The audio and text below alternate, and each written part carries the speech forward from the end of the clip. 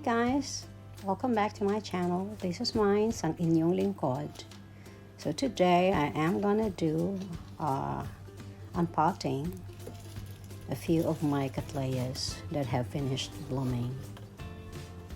And they have no growth in them, no roots, so I think it's the perfect time to repot them. Tapos na po silang mamulaklak, kaya pwede na silang i-repot. This one is in moss. I hate moss. It's really tough to remove the moss when it's compacted like this. Although I've already soaked this. I'm gonna fast forward, guys. Just keep fast forwarding if you get bored with the process, because I do get bored as well. And inipon ko yung mga clip na ginawa ko. And it took like 47 minutes total. That's how long this video was, and I had to cut it down. I have to delete a lot para you see how much moss is in that tiny pot. Ganyan ka-compact ang moss pag ginamit. Every time you water, lalo silang nagsisiksikan. Kaya ganon ano ba yan? Kasiksik sila. Hindi na makahinga yung mga ugat pag nasa moss sila. So a quick tip when you're unpotting your orchid or any plant, give it a squeeze. Yung pot, squeeze it lightly, like para it's so much easier to take it out if you do that. Kahit yung mga naka-attach na bark or moss or soil, if it's a plant you're unpotting, you squeeze it. I find it very helpful. See what I'm talking about? It's so much easier with bark,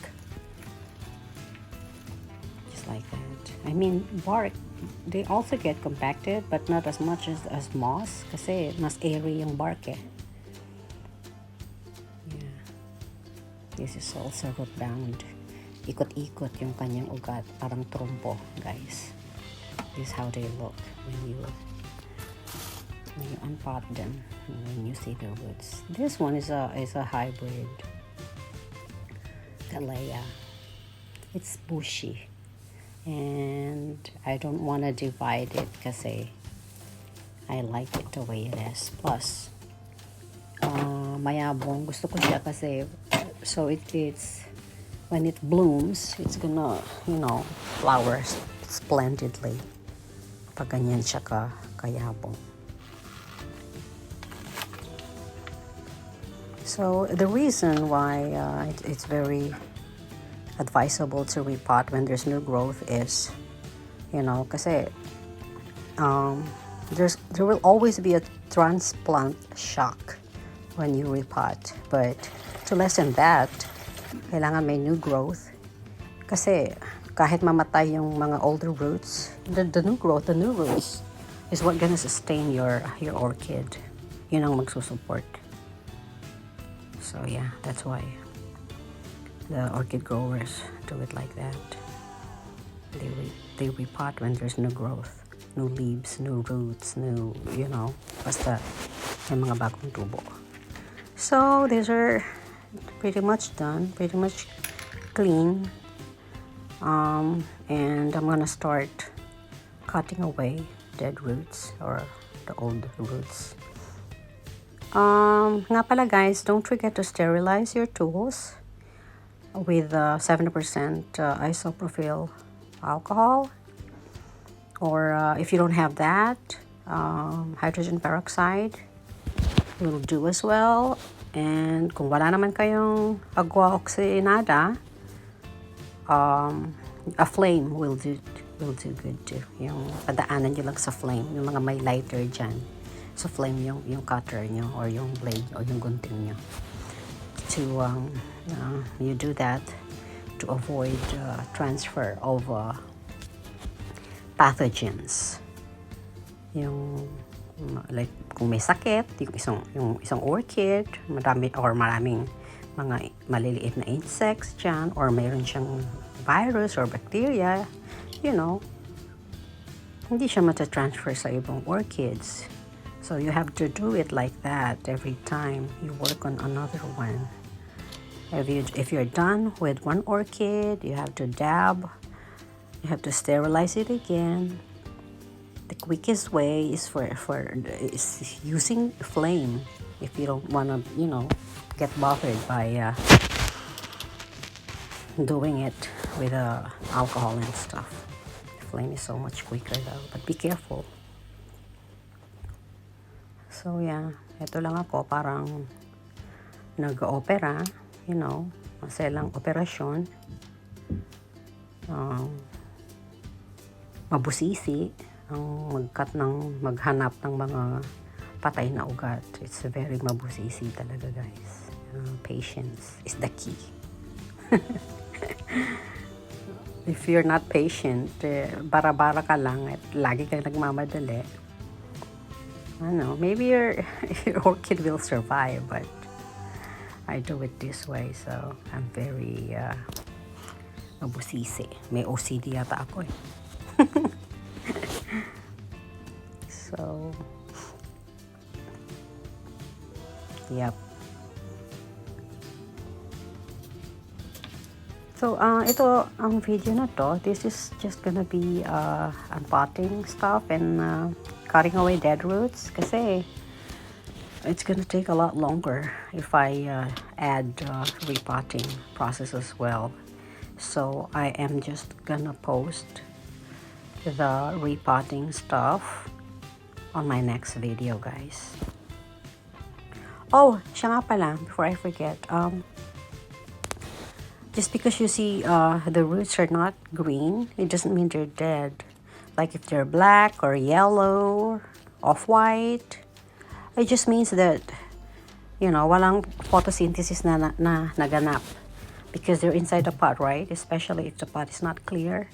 They don't absorb light. That's why their colors are like that. But it doesn't mean they're dead, okay? Do not cut away those. When you touch them, they're still firm. They're still stiff, even though, you know, pangit yung color nila, not green.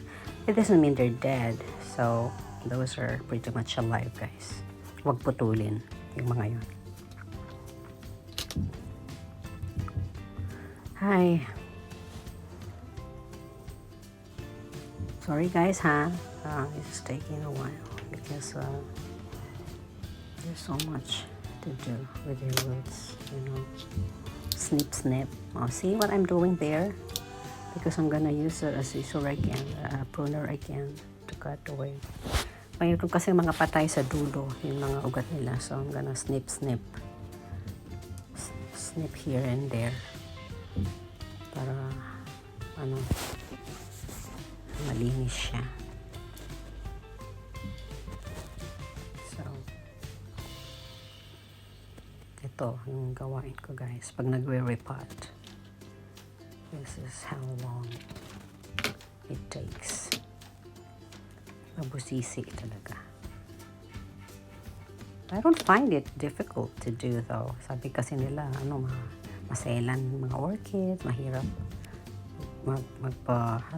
mahirap pag-alaga, magpalaki, namamatayan sila, hindi sila green thumb. That is not true though.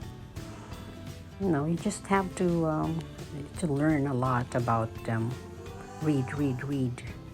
Basahin muna yung ano nila, anong gusto nilang kondisyon. You know, their natural habitat. You have to mimic that, imitate that. Bigyan sila ng kondisyon na gusto nila kahit wala sila sa forest. Hindi sila naka-attach sa mga tree, nasa loob sila ng bahay mo, just, you know, gayahin lang ng, ano, kung hindi man ma-perfect, gayahin ng konti yung kondisyon nila pag nasa, ano sila, tropical, natural habitat nila. And I'm pretty sure they will thrive. Basta tama yung pag-aalaga, light, water, nutrients, ganun lang po. Temperature, you know. So, it's not really difficult to grow them. That's what, you know, people say. They're pretty resilient naman, the orchids. Wag lang silang, do not overwater them. Wag silang palipat-lipat kung saan-saan. Kailangan stable sila. Give them enough light, enough water, and nutrients, food. Ganun lang guys. It's not really hard once you get the hang of it. But first, you really have to read, to learn what they like, how they grow, how they adapt. Ganun lang naman po. Oh, finally, natapos din. So, ito na po sila, ready to repot, but I'm gonna repot them on my next video. And thank you for watching this. Maraming salamat for sticking with me until the end. Although, sobrang haba niya. Thank you.